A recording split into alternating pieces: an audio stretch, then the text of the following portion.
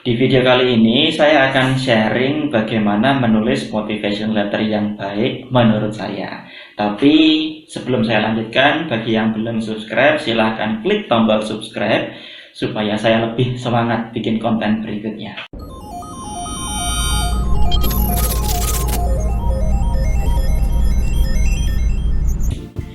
Jadi video ini saya buat atas pengalaman saya pribadi. Alhamdulillah saya S2 dapat beasiswa dari LPDP untuk kuliah di UGM dan S3 dapat beasiswa dari pemerintah Hungaria dengan beasiswa stipendium Hungarikum untuk kuliah di Eötvös Loránd University.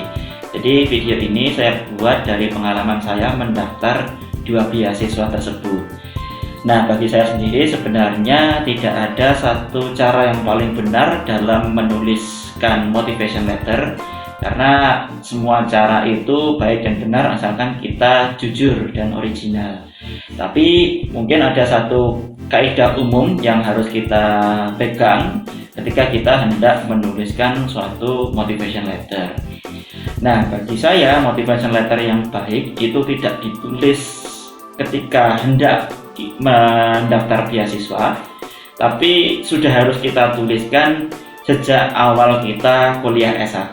Maksudnya seperti apa? Jadi maksudnya ketika kita kuliah S1 itu kita sudah harus mengumpulkan pengalaman-pengalaman yang berharga yang relevan dengan tujuan kita di masa mendatang gitu. Jadi bagi saya motivation letter yang baik itu adalah motivation letter yang mampu merangkum cerita unik kita dari masa lalu, masa kini, dan masa mendatang. Dan tiga komponen tersebut itu harus sejalan. Jadi masa lalu kita seperti apa, masa kini kita seperti apa, dan masa mendatang kita seperti apa. Nah, jadi itu yang harus kita pegang ketika kita hendak menulis motivation letter. Kemudian isinya apa saja sih sebenarnya motivation letter itu? Nah, ada beberapa universitas atau beberapa pemberi beasiswa yang sudah memberikan guideline isi motivation letter kita itu harus mencakup poin apa saja. Misalkan ketika saya daftar stipendium Hungarikum kemarin, itu sudah ada poin-poinnya di aplikasi, poin-poin apa saja yang harus kita tuliskan dalam motivation letter kita. Nah, kalau sudah ada guideline seperti itu, kita tinggal ngikutin guideline saja dan pastikan bahwa motivation letter kita itu sudah menjawab pertanyaan-pertanyaan yang ada di guideline tersebut gitu. Tapi kalau tidak ada guideline-nya atau tidak ada panduannya, pada prinsipnya motivation letter itu menjelaskan siapa sih diri kita gitu ya. Siapa diri kita itu ya berarti siapa kita, bagaimana background pendidikan kita, bagaimana pengalaman-pengalaman kita sebelumnya gitu. Kemudian mengapa sih kita layak menjadi kandidat yang terpilih gitu. Nah, itu berarti kita harus menunjukkan pengalaman-pengalaman yang relevan dengan tujuan kita gitu ya. Dan kemudian mengapa kita memutuskan memilih universitas ini atau program studi ini. Nah, itu kita tonjolkan. Dan apa rencana jangka panjang kita setelah lulus kuliah. Jadi poin-poin itu, siapa diri kita, mengapa kita layak dipilih, mengapa kita memilih universitas ini dan prodi ini, dan apa rencana jangka panjang kita. Nah, jadi 4 poin ini sebenarnya inti dari motivation letter. Tapi kembali lagi seperti yang saya katakan tadi, kita harus bisa membuat suatu rangkaian cerita yang unik, menarik, dan nyambung antara siapa diri kita. Berarti kita harus menjelaskan diri kita, background pendidikan kita, pengalaman kita yang relevan, kemudian siapa kita saat ini, dan apa rencana kita di masa mendatang setelah lulus kuliah. Nah, kemudian ada beberapa hal yang perlu kita perhatikan ketika kita hendak menulis motivation letter. Yang pertama, motivation letter itu harus ditulis dengan original, jadi jangan copy paste. Nah, saya sendiri biasanya kalau diminta untuk membagikan motivation letter saya tidak mau. Kenapa? Karena saya takut motivation letter saya itu jadi acuan bagi orang lain. Jadi acuan baik itu kata-katanya, pengalamannya, ataupun struktur penulisannya gitu. Karena motivation letter itu sesuatu hal yang menurut saya sifatnya pribadi gitu. Jadi motivation letter itu harus original dari pengalaman kita sendiri dan cita-cita kita sendiri. Yang kedua, perhatikan ketentuan penulisan. Nah, biasanya dari pemberi beasiswa atau dari universitas itu sudah ada ketentuan dalam menuliskan, misalkan jumlah kata atau ada poin-poin apa saja yang harus ditulis. Nah, pastikan kita mengikuti ketentuan tersebut. Jadi misalkan ditentukan jumlah katanya maksimal 1000 kata, ya kita harus maksimal 1000 kata, jangan lebih gitu. Dan kalau memang ditentukan 1000 kata, ya usahakan kita tidak jauh dari 1000 kata tersebut, misalkan 900 gitu. Jangan terlalu sedikit juga. Yang ketiga, relevan antara pengalaman kita di masa lalu, di masa kini, dan di masa mendatang. Jadi itu yang penting menurut saya. Jadi meskipun kita memiliki banyak pengalaman di masa lalu, tapi tidak perlu kita ceritakan semuanya. Cukup ceritakan yang relevan dengan program yang kita apply dan relevan dengan cita-cita kita setelah lulus kuliah nanti. Jadi dari sekian banyak pengalaman hidup kita harus bisa memfilter mana yang relevan dengan program yang kita tuju dan dengan tujuan di masa mendatang kita. Dan juga kita harus memastikan bahwa ketika kita apply untuk program ini itu mendukung cita-cita jangka panjang kita.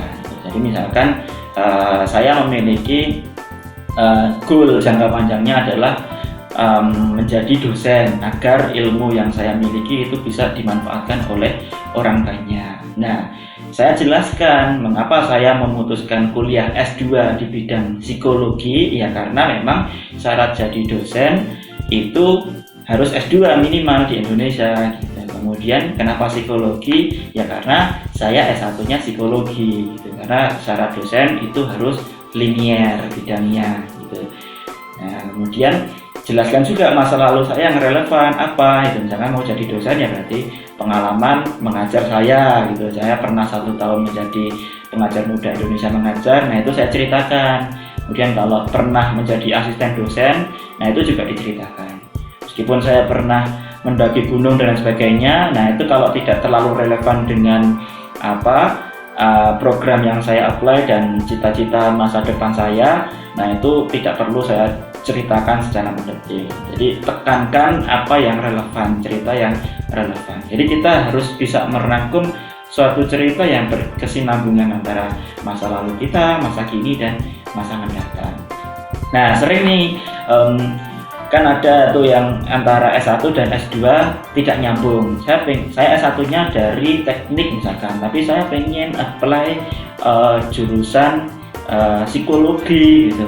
Nah, nggak masalah, tapi kamu harus bisa menunjukkan titik di mana kamu ingin mengubah keputusanmu dari teknik ke psikologi. Apa sih kejadian hidup apa sih yang membuatmu memutuskan untuk melanjutkan kuliah S2 ini di bidang yang tidak linear dengan S1-mu. Jadi pengalaman titik balik itu harus diceritakan gitu. Kemudian yang keempat, pastikan tujuan kita itu realistis gitu. Jadi misalkan nih, saya S1 jurusan psikologi. Kemudian saya mau mendaftar program studi S2-nya di bidang arsitektur gitu. Nah, mungkin itu akan sedikit tidak realistis kalau memang saya tidak punya pengalaman di bidang tersebut sebelumnya gitu. Nah, saya nggak punya pengalaman. Nah, kalau begitu jangan daftar program yang tidak realistis dengan pengalaman saya. Atau juga tidak realistis dalam rencana jangka panjangnya. Setelah lulus kuliah, saya ingin memajukan pendidikan Indonesia. Nah, memajukan pendidikan Indonesia itu terlalu abstrak. Jadi, tulis sesuatu hal yang realistis yang bisa terukur. Hal lain yang harus kita perhatikan adalah be spesifik. Jadi, pastikan kita sudah riset tentang universitas yang mau kita tuju, kita sudah riset tentang program studinya, sehingga kita bisa menentukan kenapa saya termotivasi untuk mendaftar di sini.